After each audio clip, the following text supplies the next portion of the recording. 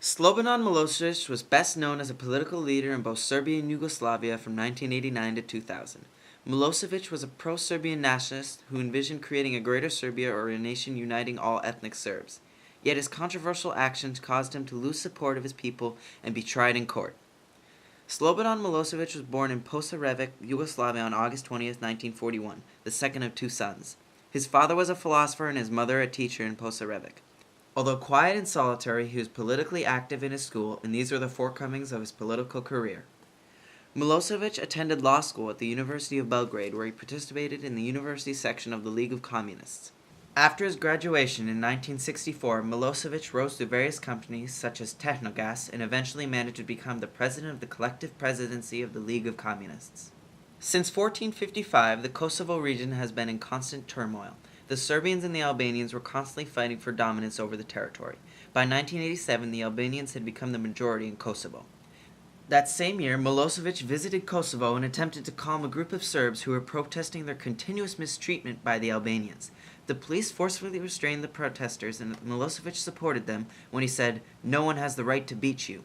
This inspired more protests from the Serbians in Kosovo and was Milosevic's first step in creating a greater Serbia. Through his friendship with Ivan Stambolic, a friend he met while attending law school, and the support of the Serbian people, Milosevic was elected president of Serbia. In order to help the 2 million Serbs living outside of Serbia and create an all-Serbian nation, Milosevic amended the constitution to give the Serbian people more power than the other minorities, and the Yugoslavian provinces less power of autonomy. Yugoslavia began to collapse and fall apart as many nations including Slovenia, Croatia, Macedonia, Bosnia, and Herzegovina seceded. Milosevic stated that if Yugoslavia separated, there would have to be border changes that would unite the Serbian population in one nation. This in turn propelled certain nations to continue their quest for independence. In 1991, Croatia and Slovenia both proclaimed their independence. The Yugoslavian government was more interested in regaining Croatia because of its high population of Serbs. Then guerrilla warfare broke out in Croatia. The Yugoslavian National Army, or the JNA, combined with Serbian militants living in Croatia, fought against the Croatian military. The Serbians used terror to drive away the local populations, also known as ethnic cleansing, and heavy weapons to attack urban areas. By 1992, the war had shifted from Croatia to Bosnia. The JNA and the Serbian militants accomplished ethnic cleansing by supporting the Chetnik terrorist groups and establishing concentration camps where many locals were raped or killed. By 1993, Serbians had made considerable gains in Bosnia, but a stalemate had occurred. The United Nations established safe zones, which were areas that were not supposed to be attacked by Serbs, in Bosnia in order to protect Bosnian civilians.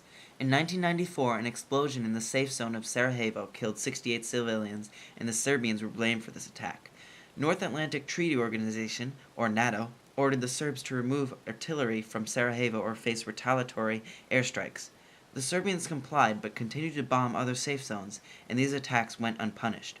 Later in 1995, Serbs bombed Sarajevo again, and the NATO took notice by subsequently bombarding the Serbians with airstrikes.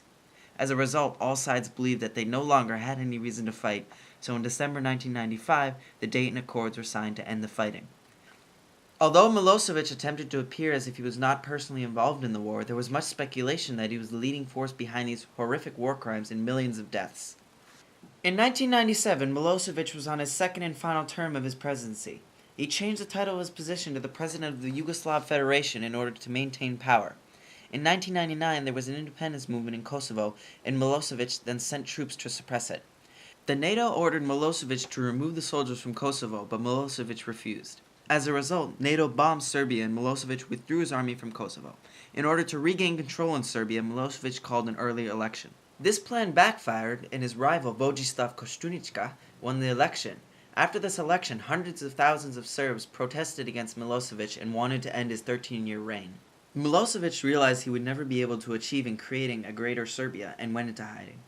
In 2002, he was found and put on trial at The Hague for war crimes and genocide. Before he could be convicted, he died of heart failure in his cell in 2006. Slobodan Milosevic was a terrible tyrant who was responsible for terrorism and the death of millions of people. Yet in Serbia, he was loved and seen as a hero. Even now, he is recognized as the third most favorably rated politician in Serbian history.